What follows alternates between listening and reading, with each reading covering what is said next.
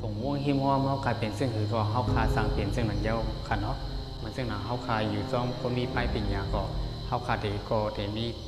ตั้งหูตั้งหันค่ะเนาะสังเกตว่าเขาคาก็อยู่จ้อมอันกินเหล้ากินยาในเขาคาก่อนจังหมอกินเหล้ากินยามากค่ะเนาะสังเกตว่าเขาคากาอยู่จ้อมเพียนก็จ้อมก็อันเฮ็ดป้ายมักมีนั่นในก็เขาคาก็เทขึ้นอย่างเหมือนสูงมักมีดีเปลี่ยนมากเหมือนเส้นหนังเขานั่นกันนะเนาะอันนั้นมันอยู่ที่ตรงม่วงหิมห้อมเขาเสเขาก็จังเปลี่ยนมากเส้นหนังค่ะเนาะเขาคาเดมาทำด้วยปุ่มหัวหนึ่งค่ะเนาะปุ่มหัวในก็จะเป็นปุ่มนกคุ้งค่ะเนาะมีใจอ่อนก้อนหนึ่งค่ะเนาะไปหิมทางต้านเสเมียนไข่นกคุ้งไข่หนึ่งเส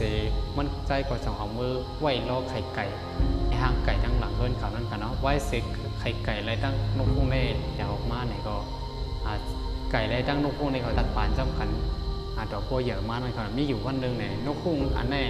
กึ่งกลางหันนกคุ้งตัวหนึ่งเนี่ยมีมานีเนื้อกลางขาวเนื้อฟ้าค่ะเนาะมันก็ยามันสิปอกเส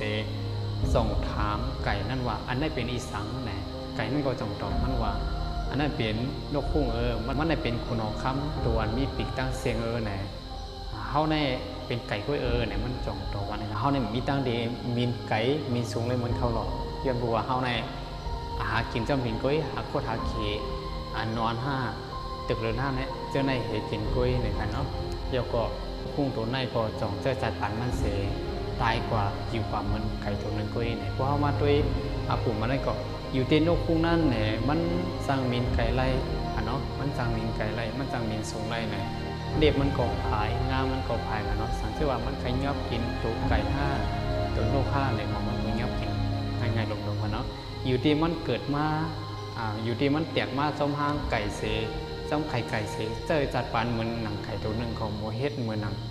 ไก่ก็หมอเฮ็ดสังเสเจอเสสังเกตว่ามันเกิดมามันแตกมาซ้อมนกคุ้งต่างตัวเนี่ยมันก็เดเจอจัดปานแต่มีจัดปานเหมือนนกคุ้งต่างตัวอันโมมินไลไก่อันมีลองมันเจอในตัวเก่านั่นกันเนาะผมหัวในก็ใครสอนว่าเข้าคายอยู่จ้องตรงวงซึ่งคือก็เข้าคาก็เป็นกว่าเส้นนั้นค่ะเนาะผมวันในออกขาวนว่ามันได้เปลี่ยนพรดีตอนเช้าก็เสียเขาดังเสียงกันเนาะวนว่าในอยู่ที่เข้าคาอยู่ที่ตรงวงเข้าคาเสียมันเรียกลายสัตว์ป่านเข้าคามคาหื้อเนี่ยพอเข้าคามาด้วยผมนกฮูกในก็เข้าคาเตหันกันเนาะเข้าคาที่ปองเจอกันเลยค่ะเอาข้าวใจก่อนเคยเหมยสูงทางเสียงค่ะ